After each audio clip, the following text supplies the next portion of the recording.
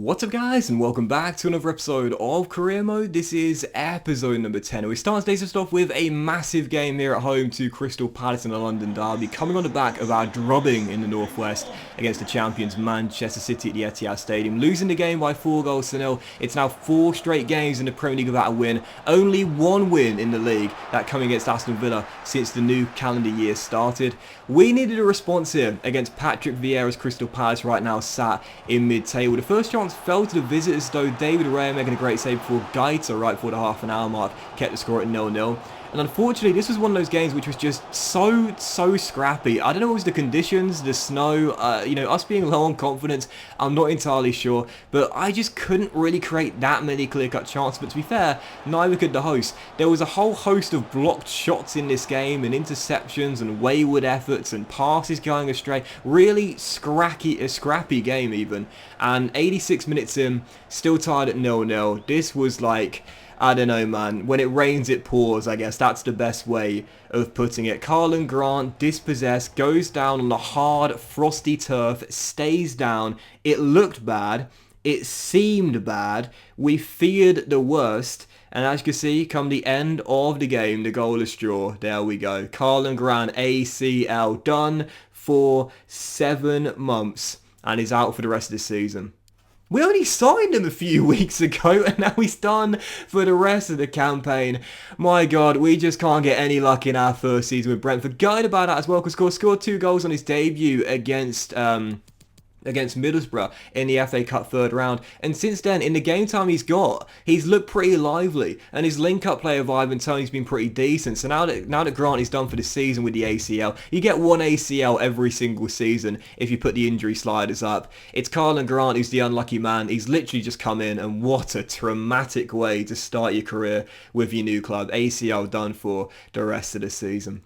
Still, following that, we needed something positive. I needed something positive. I needed something to make me feel a little bit better. It is now, again, is it 4 or 5 straight games in the Premier League without a victory? A goal was drawn against Crystal Palace. We're really struggling to put the ball in the back of net, which is the common theme of this season. So with things feeling a little bit negative in West London, well, every now and then you just need a little bit of luck. And as you'll see, after we had a position change email, Sean Pratt's rating grew by 2 after we transitioned him from a holding mid to a centre-back. We had 3 more scouting updates from Denmark, England, and our final one of Wales as well. And as I promoted Sean Pratt to the first team, I thought I'd check his potential, as he is plus 60 overall. And this is what I needed. Yes, this is what I needed. The 17-year-old is the first player at the academy with potential to be special. And I'm absolutely buzzing. 6'2", very aggressive, good stamina, decent defensive stats to begin with. And again, with a low medium work rate and a 5-star weak foot as well. I'm going to give him the stopper development plan. It'll only take him a week to grow a rating to 65 overall and get the defensive work rate up from medium to high.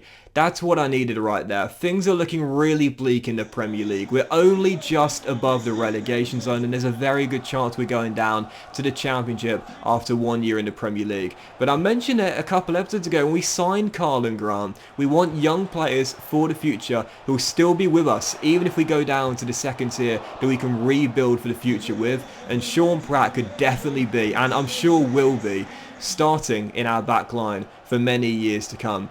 It's going to be difficult to throw him into the first team though, because again, ironically, defensively this season we've been pretty decent. It's not defenders we need really, it's players on the offensive end, players to create more chances and score us more goals. So it's in a way kind of bittersweet, you know, like we don't really need defenders in this team that have got high potential, but we've got the highest one there in Sean Pratt.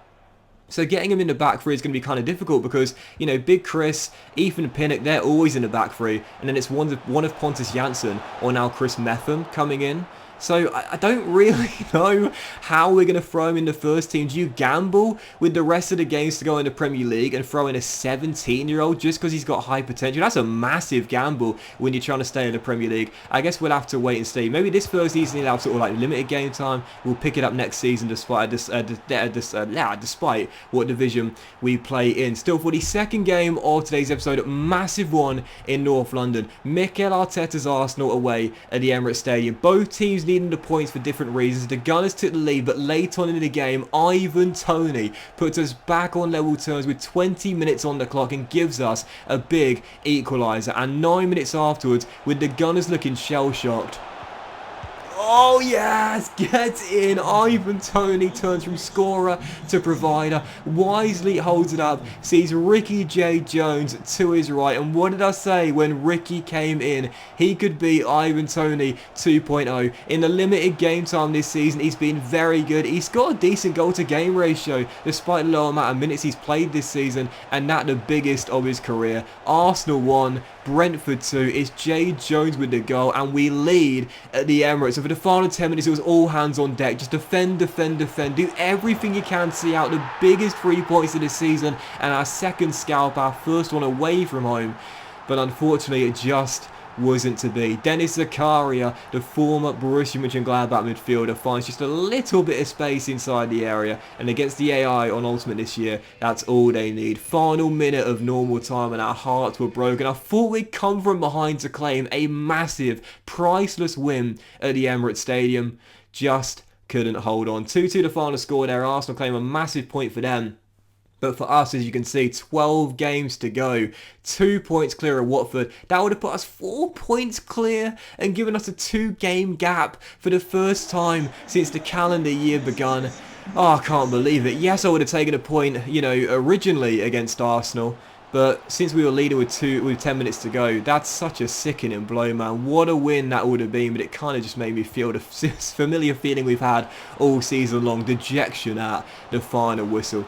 Still, keep in perspective, a point is not a bad result. Back-to-back draws will definitely take it. But for the third game of today's episode, Newcastle United, Steve Bruce's side coming to take us on. We knew come the end of 90 minutes, if Watford would win their game, then we would be in a relegation zone for the first time since around October. So heading into this game, we needed a response. We needed a return to winning ways after 5 games without one. I was feeling good, I was feeling optimistic, I was feeling confident, I was feeling like we could get the win here and end our drought.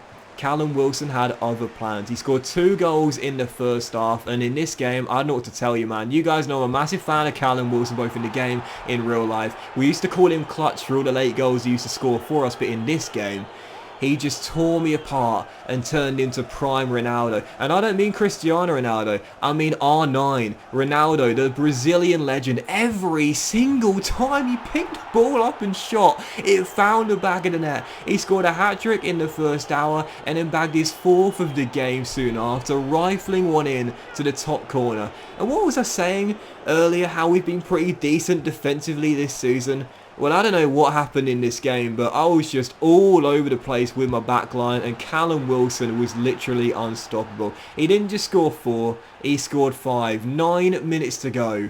It's the first time I think I've ever had a player scored 5 goals against me in a single game.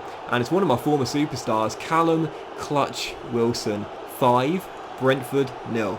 Unbelievable. Absolutely destroyed there by the former Bournemouth and Coventry City striker. Yeah, what was that about us defending pretty well this season? Certainly not in that game, but also as well, Sean Longstaff in this game. You would have seen by the stats come to full-time whistle, he turned into prime Iniesta. He got 4 assists in the game. It was ludicrous, but 5-0 the final score. And again, it just feels at the moment now, with us in atrocious form, winless in our last 6 attempts in the Premier League, 17th place, we're now only 2 points clear of Watford, but they've also got the game in hand as well.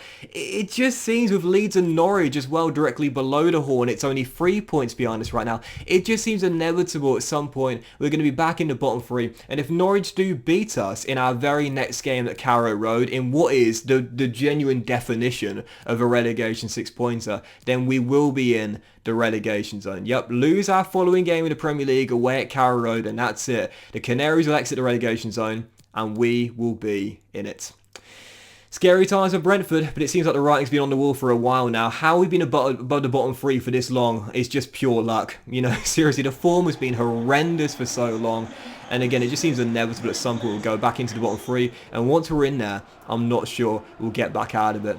Still, as March would arrive, first game of the month was not in the Premier League. It was in the Cup, where we've had some good positive distractions this season and played some good football. We're away against the Championship side. It's Swansea City in Wales at the Liberty Stadium, and 15 minutes in, oh, I'm telling you, Carlin Grant's injury might prove to be a blessing in disguise. I like the former West Bromwich Albion striker. I think it'll be a good signing for us, but Ricky J. Jones's minutes will increase, and when he does play, he seems to always get a goal. He fires us in the opener, he makes it 1-0, and then right before the hour mark, a chance to make it 2. Once again, he's causing problems with the electrifying pace he's got, rolls it back to Onyeka, and the Nigerian midfielder doubles our lead right before the 60-minute mark. Oh, I keep on saying it, but the Cups can be such a crucial distraction when you're playing so poorly in the leagues. Get the fans off your back and the board on your side as well. 2-0 Brentford, Onyeka with the goal, Jay Jones with the assist, and 5 minutes later a chance to make it 3 and secure our progress into the FA Cup quarter-finals. Which we do. Ivan Toney wraps the move up. Sebastian Jakobsen going down that left-hand side. The Danish attacking midfielder holds it up, rolls it across, and there is Ivan Toney to put his stamp on the game. Wrap the win up, and there it is. We win in South Wales. 3-0, the final score. And whilst in the league our form has been horrendous, we're probably only one game away from dropping back into the bottom 3. Hey, we're into the FA Cup quarter-final, and that's what I'm going to keep on reminding the board when they consider giving me the sack. At least let me see out the season, boys. At least let me see it out, because we're into the last state of the FA Cup. We made it through to the quarter-finals. Sean Pratt, by the way, I gave him his debut, helped keep a clean sheet in the back line, so maybe I will throw the teenager into our back 5 after that drubbing against Newcastle. It's probably not a bad decision, but as we exit the post-match interview, we take a look at the cup draw. In the last day, Brentford have got... It's Arsenal away at the Etihad Stadium in the FA Cup quarter-final. We drew 2-2 there very recently indeed. We'll have a chance, but just like in the EFL Cup quarter-final against the Red Devils, we will be massive underdogs. So that was this episode of Career Mode, guys. Big thank you for watching. If you enjoyed it, if you hadn't, please drop a like. Much love to you all. Have a fantastic day, and I'll see you for the next episode with the unmissable relegation 6-pointer. Loser might go down battle against Norwich City very soon.